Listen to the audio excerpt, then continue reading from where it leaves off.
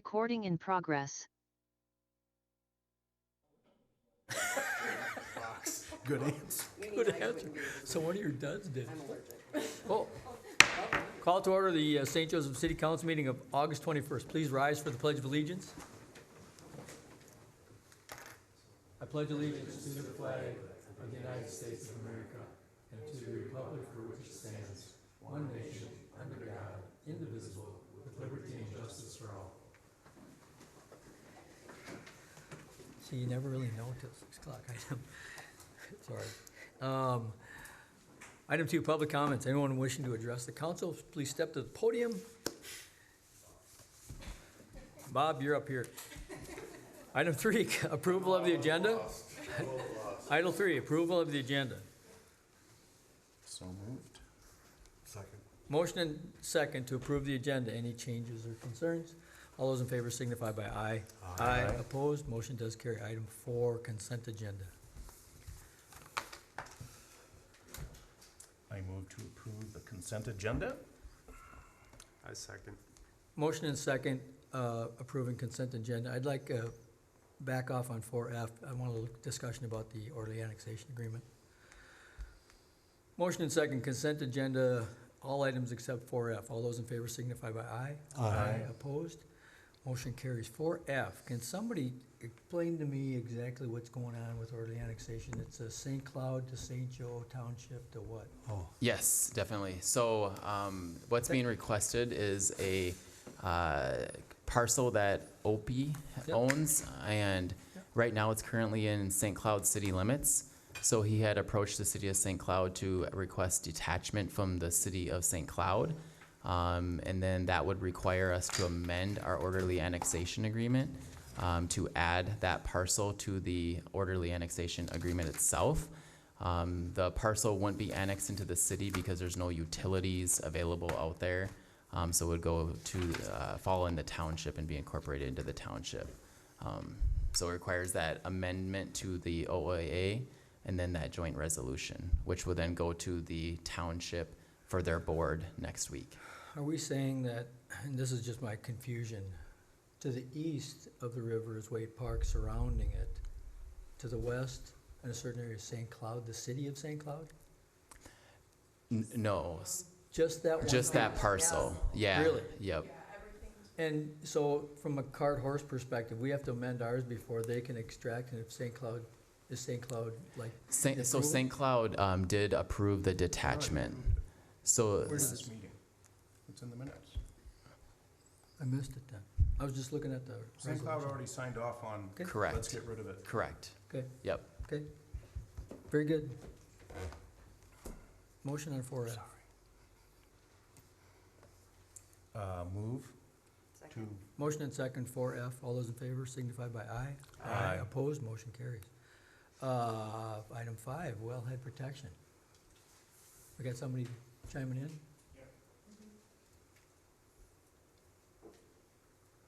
Are they on yet? Hi, everybody. Can you hear me? We can. We can even see you. Great. So, good afternoon, your mayor and council and general public. My name is Mark Sherrill, and I'm a geologist with Short Elliott Hendrickson. I'm sorry I couldn't attend in person today. I picked up a little cold and fever over the weekend, but I'm here today to talk about wellhead protection and hold a public hearing on this topic as well. I've been working with Ryan for the past 2 years, along with the Minnesota Department of Health, to amend and update the existing wellhead protection plan.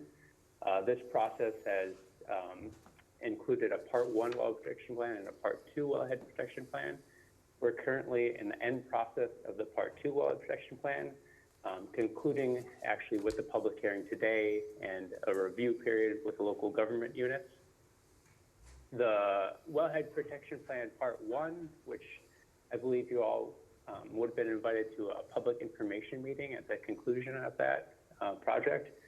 And that discussed essentially where the city's water is coming from, and that established the wellhead protection area and the drinking water supply management area. So at this point, I want to try to share my screen, if that's possible, and show you some of these boundaries that I'm talking about.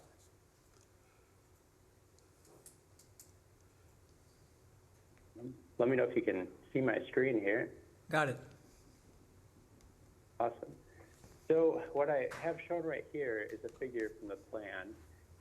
It shows those boundaries that I was talking about. Essentially, where is the city's water coming from? So you can see at the very outer extent, there's this yellow line that's called the drinking water supply management area.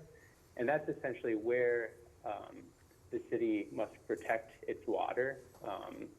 That's everywhere a culmination of where the water is coming from. Now, if we zoom in a little bit closer, we have these yellow dots. Those are the city wells. We have a red line and a darker blue line here. That is the 1 year and the 10-year travel time of water in the subsurface to the wells. So water isn't necessarily coming from the surface directly from those wells. It's actually coming from the subsurface in those travel paths through the wells. Now, the groundwater model that was established also indicated that there is surface water that contributes to the underground aquifer, and that's called the surface water contribution area. And there's a black hatching on the map all the way out to this blue line before you hit the yellow drinking water supply management area. This surface water contribution area indicates that generally over 10% of the water in the aquifer might be getting directly recharged from surface water. So you can imagine there's streams and lakes and other things that are percolating down and contributing to that groundwater source. And so all of those boundaries together make the wellhead protection area. That's this outer blue line. And then as you incorporate that to parcel lines, city limits, township limits, that's where you get that drinking water supply management area that I originally started with.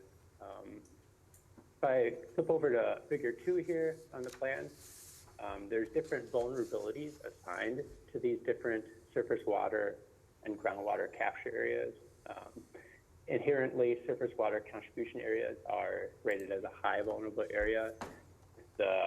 And then the groundwater capture areas have both a high and a moderate vulnerability contribution area. And that really tells you how quickly water from the surface could get down into the source water aquifer. A high vulnerability is generally from years to decades, and then moderate vulnerability is generally longer than a high vulnerability.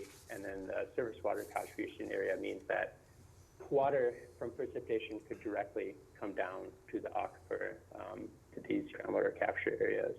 And so from there, the Minnesota Department of Health has a long list of items to scope out and look at for potential contaminant sources.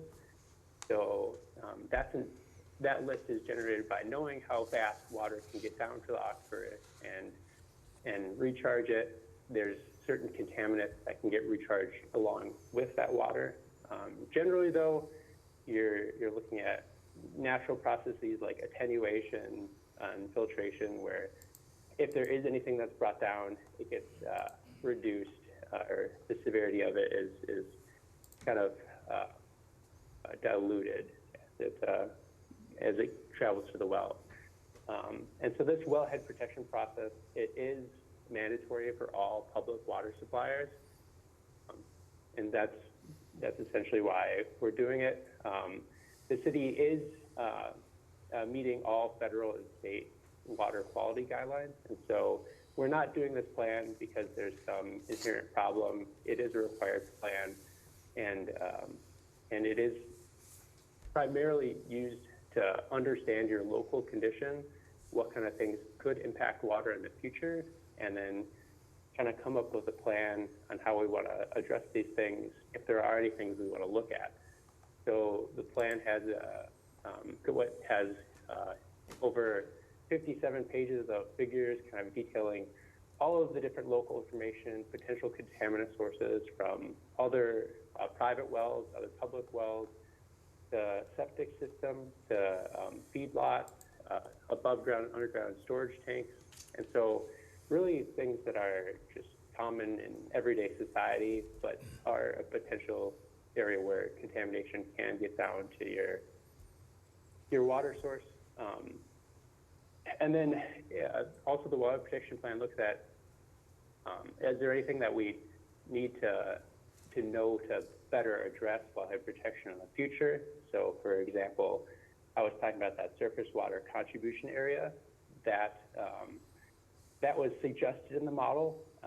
You know, all models are as good as the input information that goes into them. And so one of the things that they figured out during the model process was that we really don't have a super great understanding of how surface water interacts with the groundwater.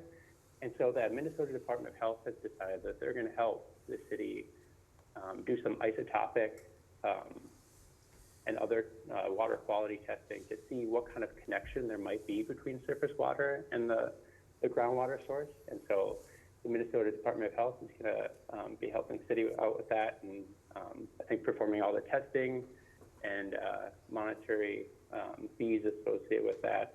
And then that will get incorporated into future wildlife protection plans. You know, you might find out that the surface water contribution area is not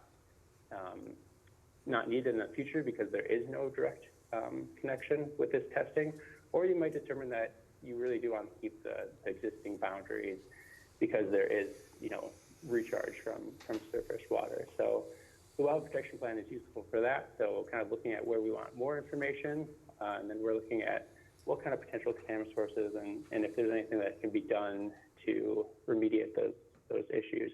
And Minnesota Department of Health has quite a few programs to help out to implement the wildlife protection plan. I think in the audience today is Chad Anderson. He's the source water planner with the Minnesota Department of Health, and I think he's going to be a really great resource for the city.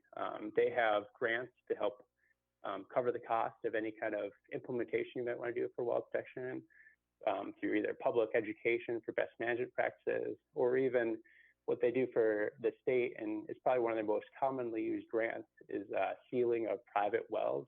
So you may not think about it, but any private well within the drinking water supply management area might adversely impact the water quality or quantity.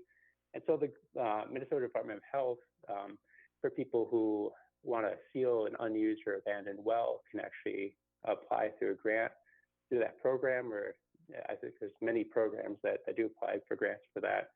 And so it's a nice cost sharing or complete cost coverage to help deal with that potential contaminant source, which is the most abundant source in all of Minnesota, because I think it's most people in Minnesota get their drinking water through wells. So that's a brief overview of wildlife protection. There's a lot in the plan, and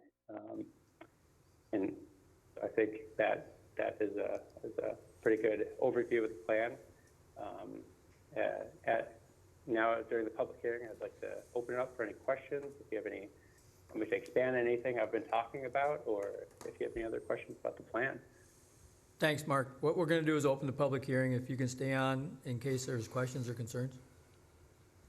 Okay. So that being said, we'll open the public hearing to discuss any issues relating to Part 2 of the Wellhead Protection Plan. Anybody wish to address this, please step to the podium, name and address. Seeing no one come forward, we do have to recognize Stearns County Soil and Water Conservation District did send some feedback, so we're going to accept that into the record as well. And seeing no one else come forward, we're going to close the public hearing. And there's no action here, is that correct? This is just information and sharing. Any councilors have any questions? I had a comment. Yeah, The council. go ahead, Adam. So you said that 10% of like our wellhead drinking water comes from surface water. Is that correct? I might have misspoke a little bit, or it wasn't very clear. So for when you have a groundwater well, that water comes from that section of the aquifer that water that the well is open to. So in St. Joseph's case, your wells are all greater than 50 feet. And so most of that water is coming horizontally to that well. Generally, the travel times of water coming from the surface down to that portion of groundwater is usually in order of magnitude, like 10 or 100 times slower. And so you get a lot less movement generally from the surface down below. The Minnesota Department of Health has a criteria where if you have in your capture zone more than 10% of water coming from the upper layer, that surface water contributing down to those model cells, that could indicate that surface water is coming into the aquifer. And so essentially that 10% number was just kind of the threshold for having to establish a surface water contribution area. It's not saying that 10% of the water is coming from surface water. That was just kind of a modeling kind of terminology that I threw out there. I think once the Minnesota Department of Health completes that additional sampling, the city would have a better idea how much of their water is isotopically similar to surface water, and then you'd have a better estimate for that. But generally, because the water has been meeting all the state and federal guidelines, I would make the assumption that you're not like drinking surface water, based off of the water quality you currently have. I hope that kind of answers your question there. I understand. So all the contributing aquifers to the wells in our area, you said like surface water isn't a great contributor. So with the last 2 years of like droughts that we've experienced in central Minnesota, St. Joseph, is this something that's measured or has been seen that our aquifers are lower because of like the past 2 years, or is that not something we watch? That's a really good question, and wellhead protection, at least in Minnesota, focuses really on the potential contaminant sources. There is a section of the wellhead protection plan where you're supposed to note any known water quantity issues, and so that could be from things such as drought. Unfortunately, in greater Minnesota, there isn't too much information on how all the droughts have impacted the aquifers. So I unfortunately don't have too great of an answer for you. It's a little inconclusive. Okay.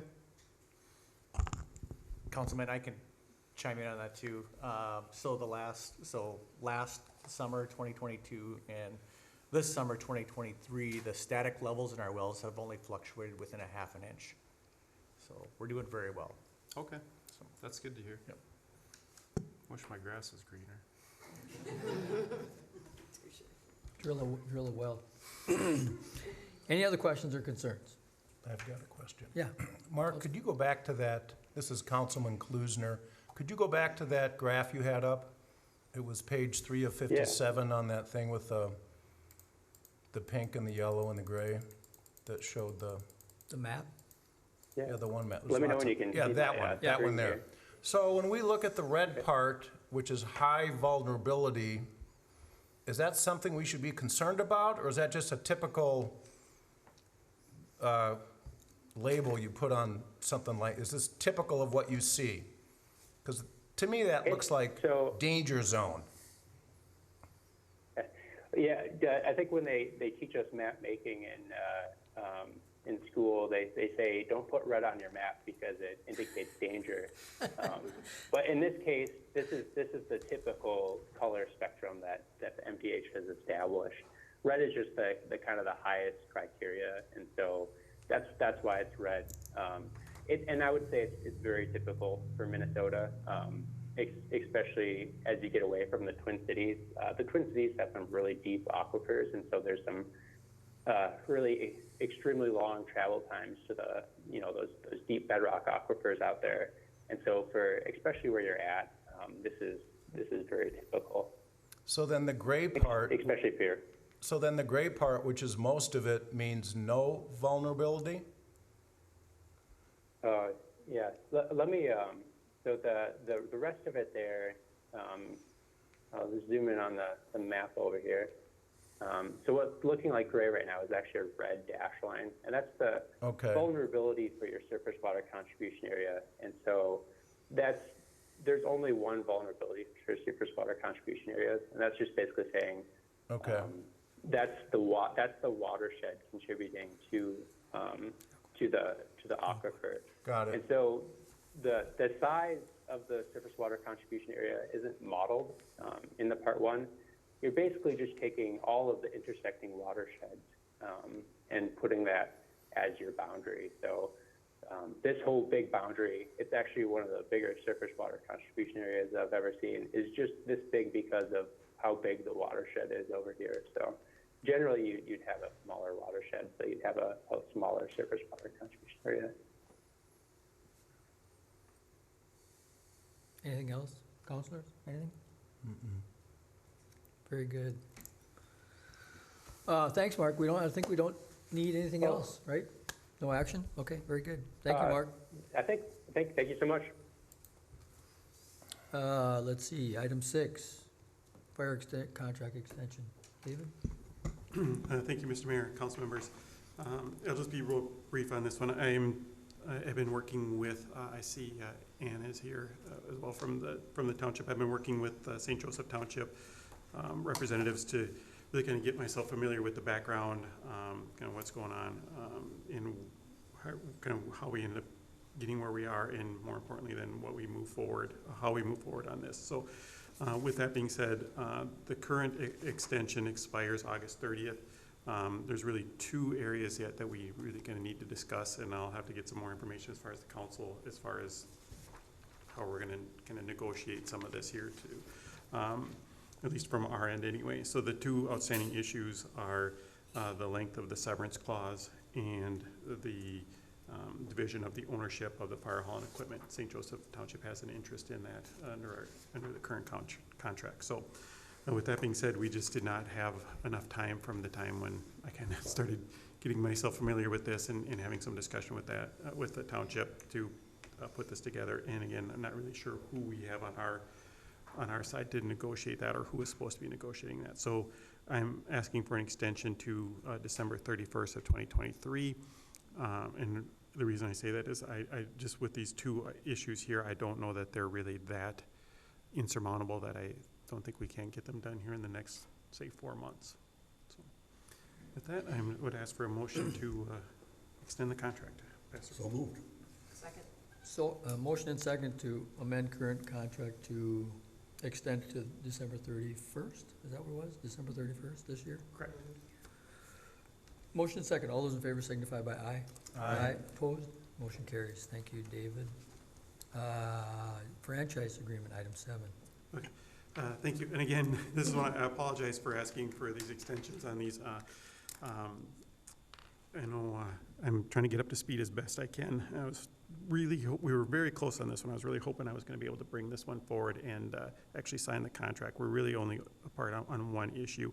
I know our city attorney and the attorney for Xcel Energy have been meeting on this with input here from staff as well, and I think we're extremely close.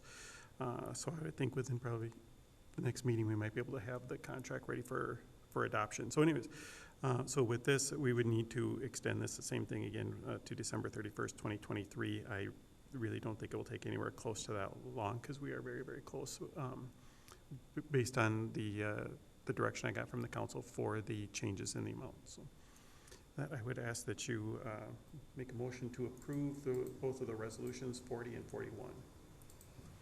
So moved. I second. Motion and second on both resolutions, 2023-40 and 2023-41 franchise agreement extensions. Questions? Counselor Klusner. So, David, what direction did you get from the council? I know you sent an email out asking us for our opinions following that workshop.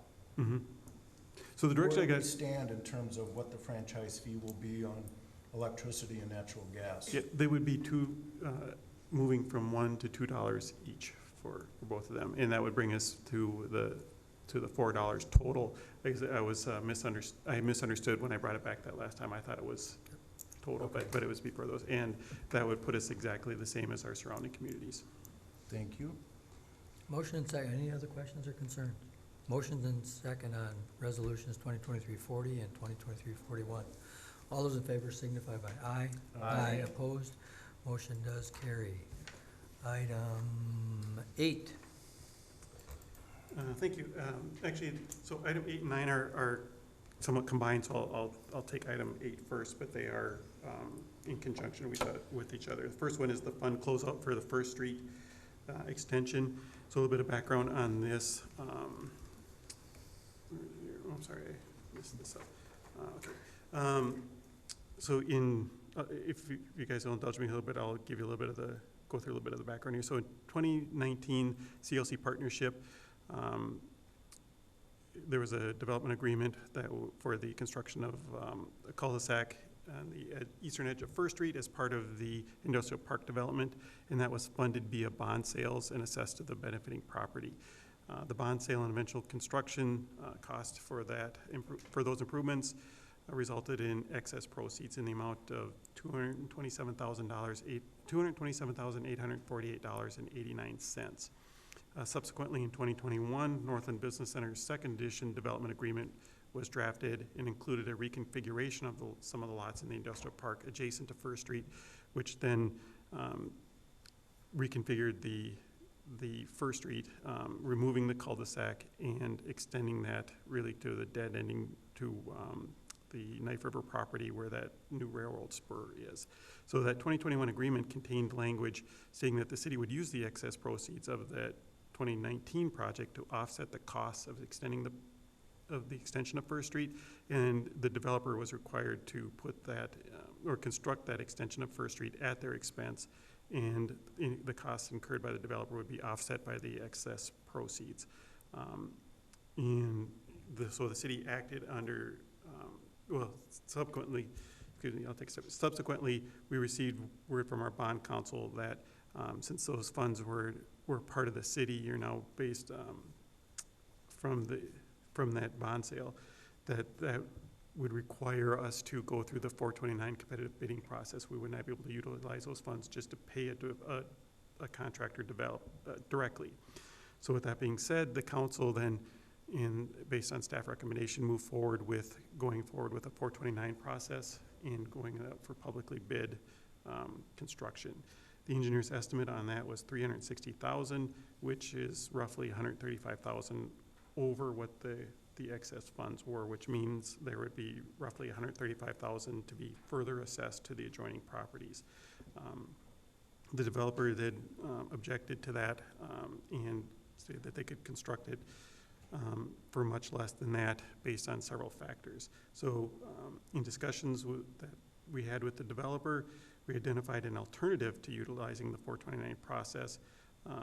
So the developer would follow the terms of the development agreement. They would construct the extension to city specifications at their own cost, and the city would then utilize the excess proceeds from that 2019 project to abate the outstanding assessments on the remaining properties that are still owned by them, because the ones that have been sold have been paid off. So what the first portion here in number 8, what I'm asking is to then close out the construction fund, which is Fund 408, and transfer those funds to the 308 bond fund. And then we'll get into the next part. So that's the action I'm requesting for item number 8. I move that we close that out, move it over. I second. Motion and second to close Fund 408, move to the 308 bond fund. Just a simple, you, bond council's okay with everything we're doing here? Okay, very good. Any other questions? Motion and second, closing 408, moving, transferring to 308. All those in favor say aye. Aye. Opposed? Motion does indeed carry. And you have number 9 as well? I do.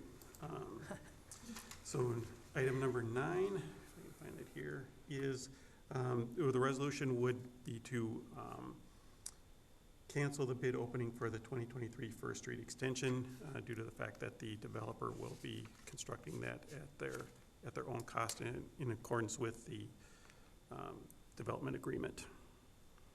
And if I may, then at that point, I would, as city staff, we would meet with the developer to flesh out the timing of it and the triggers, those kind of things. But the first part would be to cancel the bid. Second. Motion and second, 2023-039, canceling the 2023 First Street Extension Project. Questions, Bob? So by canceling the bid, the project's going to be a private bid? or private, it's gonna be all private. Correct. It doesn't require the 429 process. It does not, no.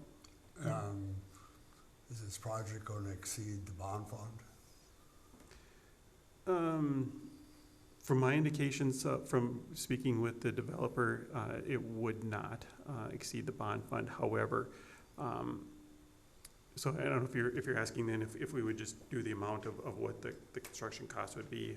I guess I would say that necessarily wouldn't be the case. Typically, what would happen, whatever it would cost the developer to put that street in, I guess is really not relevant to us. So the issue is that there are excess funds in that bond, in that construction cost. So typically, cities are not supposed to profit from that and use that in there. So that was supposed to go back to paying off the assessments or abating the assessments for that project.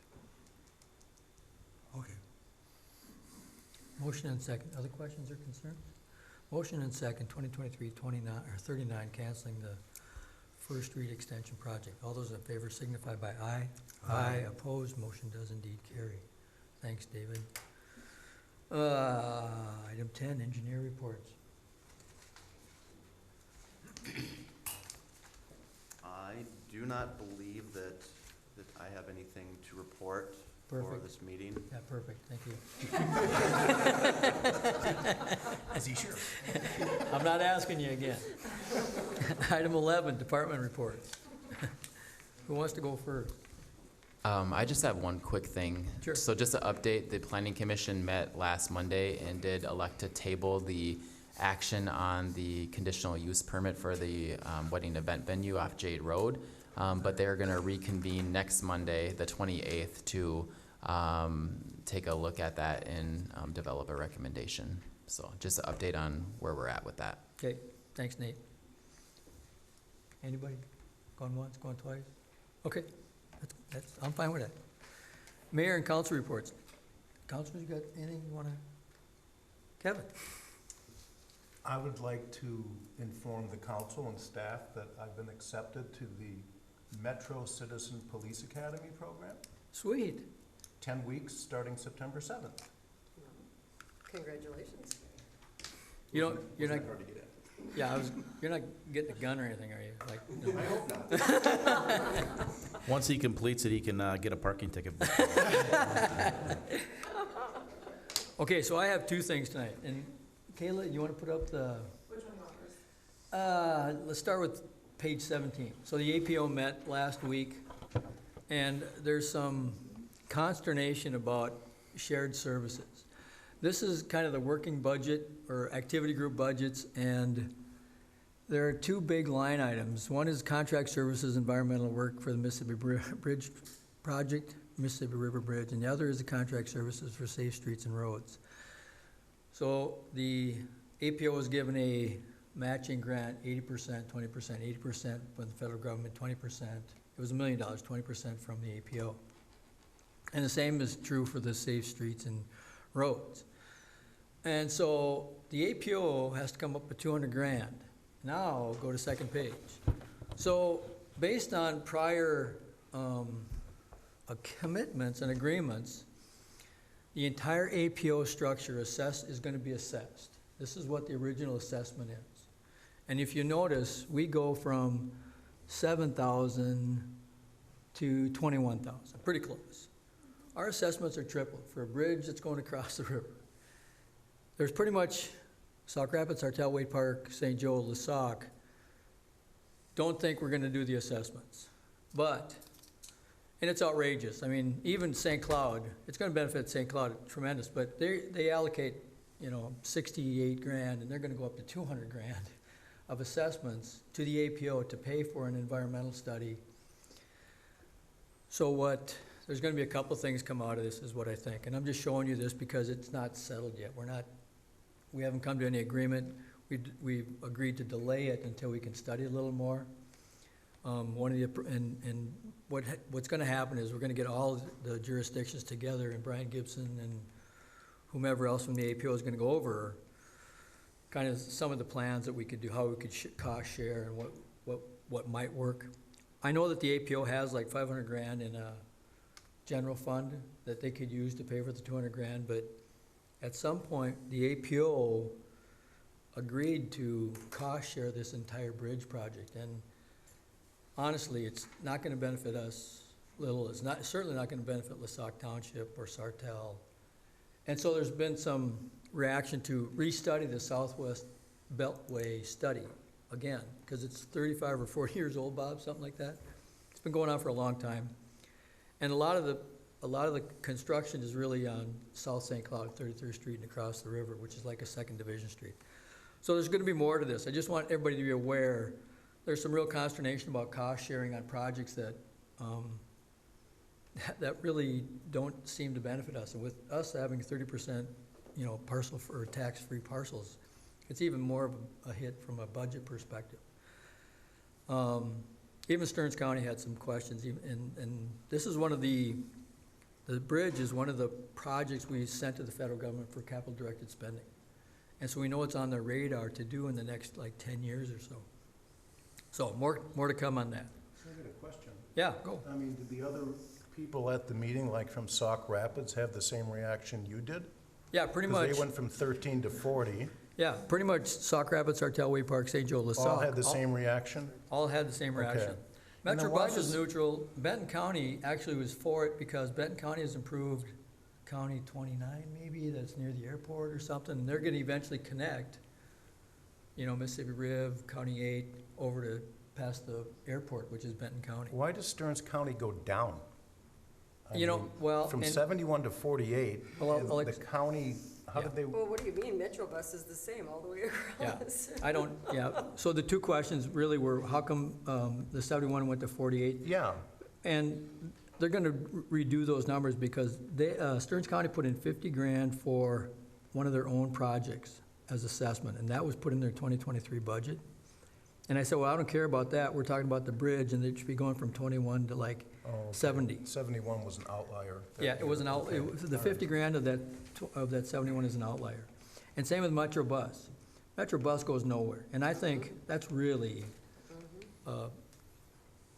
again, what's ironic is the APO pays Metro Bus, and then Metro Bus pays it right back, so it's kind of in the one left hand, or in the left pocket out to the right pocket, but, so just so you're all aware, there's gonna be a bigger meeting later on this year, early next year, so we can decide how we're gonna pay for it. And pretty much all the outliers, except like St. Cloud, Benton County, are opposed to the way we're sharing this fund. Okay? Other questions?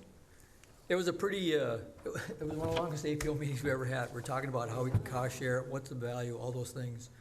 It was very, very heated. It's one of those ones that, actually, it's nice to hear different viewpoints and different things, but, yeah, Bob, question? Got one question for Lori and probably Ryan. Someone asked me when the new water meters are installed. I'm not done yet.